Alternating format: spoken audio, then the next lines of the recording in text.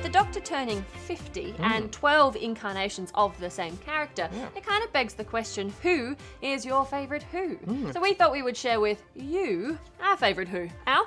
You're turning into a Dr. Seuss book, you realise that. I know. But it is still a good question. Yes. I think it's one that deserves to be asked. And I'm going first, am I? Yeah. Okay, well, look, I think in a lot of these cases it comes down to who was the Doctor when you first really got into the series. I agree. I think they stay with you forever. They do. And for me, it was Sylvester McCoy, the 7th Doctor, who was running up until 1989 when they shelved the series for some time until Paul McGann took over. And that's when I first started really watching it and really got nuts about the show. Yep. And as I say, I think that's what really hooks you in. And there were a lot of things about him that really spoke to me. You know, I mean, first of all, on the very basic level, he's the shortest guy ever to play the Doctor. He is. 5'6". So, you know, I could relate to that. You know, I was on his side for that. He also had a slight Scottish accent that he worked into the character. He was rolling his R's all over the place, so I like that. But those are just surface things. I like the character because, I mean, this guy, he came across as kind of a bumbling buffoon, especially early on before they sort of figured out the character that he was going to be.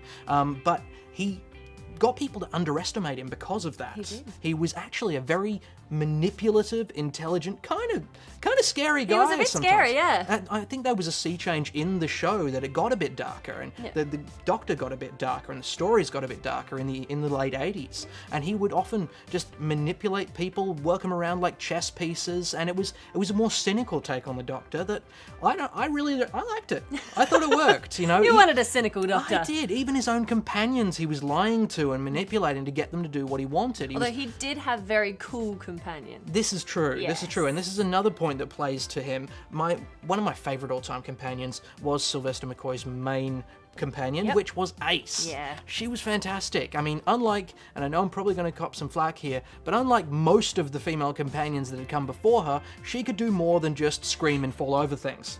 You know, I mean, on an infinite clear plane, these females would find something to trip on. So could I. And then they'd scream. You know, and Ace didn't do that. No. Ace didn't play that. She made pipe bombs. She hit things with baseball bats. She wore a jacket with patches on it, and she was excellent. She was a really cool companion, and she had a great character development as well. Yeah, which I think is really important in such a long-running series. You have to have that character development happen, not just with the Doctor, but with his companions. Yeah, and I mean, McCoy was only the Doctor for 2 seasons, 2 years anyway, and Ace really did develop. She was coming from quite a dark place in her own life, and she developed through the character as she went along, which was great to see. Absolutely. So, I mean, for that and for so many other reasons, I mean, the umbrella, also awesome. So umbrella cool. with a question mark. Yeah. That was a great little bit of prop. Yes, it was. I mean, that's better than a leak strapped to your chest. Yeah, wow. Not to hack on Davison, because he's fantastic. Yes. So, for those and for so many other reasons, that is why Sylvester McCoy is my Doctor. It's your Doctor. So, Sonya, now the question falls to you. Me, yes. Who is your favourite Who? Well, I'm turning into Seuss now as well. Mine is also very similar to yours. It was my first Doctor. It was the first time that I started going, oh, what is this? This is amazing. And for me, that was actually the 4th Doctor, Mr. Tom Baker. Of course. There was something about him. I've spoken to other friends about this, and he was also the Doctor that scared a lot of children. Maybe it was the hair. He was all curls and teeth. But for me, he was the epitome of the Doctor. He was funny and silly and weird and wonderful, but he was also cold and brooding and dark and quite alien-like in some of his responses. There was just something about Tom Baker who just managed to kind of project this wonderful alienness that I wanted to be a part of. I wanted to travel with him. Yeah. Which, link up here, leads me to, again, like you, the companions. The companion question, yes. Now, Sarah Jane. I wanted to be Sarah Jane when I was a little girl. Is she the longest-serving companion? I don't know. She may be, because Tom Baker, obviously, he was the longest-serving Doctor. He was. He was had there 7 for 7 seasons. Yep. 7 years this guy was playing this role, so he had a lot of time to develop, and I think Sarah Jane was with him for quite a while. For quite some time. And with the Doctor before him as well. She was there for the regeneration. And I know, yes, she did the trip and the yell. Yes, that happens. But she was also very intelligent, and the chemistry between Baker and Sarah Jane was just amazing. It made me want to be a companion as well. Yeah. And then, of course, you had Leela, who was this amazing warrior alien. You had Adric, the boy genius. You had Harry Sullivan.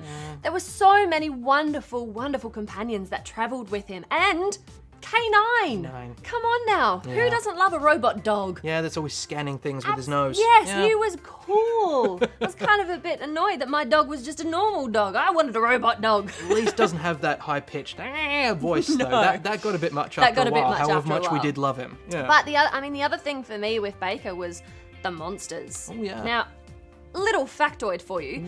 Tom Baker only went up against Daleks twice. In 7 years? In 7 years. There you go. And Cybermen once. Wow. Now, we see them all the time now. Yeah, it's every 5 minutes there's There a bunch of was a Cybermen. different monster. They had Sonturans, they had Silurians, they had killer androids, they had Zygons. Oh, the red, covered in suckers. Covered in suckers. Yeah. And so there was this wonderful, almost gothic horror tone to a lot of the episodes with these crazy, crazy monsters and aliens that were just desperately trying to kill other things, whether they be humans or other aliens. And the Doctor just wasn't going to stand for it. No. So, Baker, he was my first Doctor and he will always be my favourite Doctor. One quick thing I would point out. Yes? How many times do you think he took his sonic screwdriver out? Oh, not very often at all. No. It And was probably not a just fixal. as a screwdriver. Yes, Yeah, it was gonna not a fixal. make some cabinets. Yes. So guys, that's our favourite Doctors. Two very different Doctors, but classic Doctors. Yeah. And that's not to say that we don't love all the other incarnations. Absolutely. You know, David Tennant, I absolutely adored his version. Eccleston, I liked his angry Doctor. Yeah. Even Matt Smith, I'm enjoying now. Unfortunately, he's coming to the end, but He I has did developed like in his the role, development. though. Yeah. And I'm certainly looking forward to Capaldi travelling in that little blue box. Oh, yeah, that's going to be fantastic. But we would love to know who is your favourite Who, so let us know in the comments below, or indeed find us on the social medias. Yes.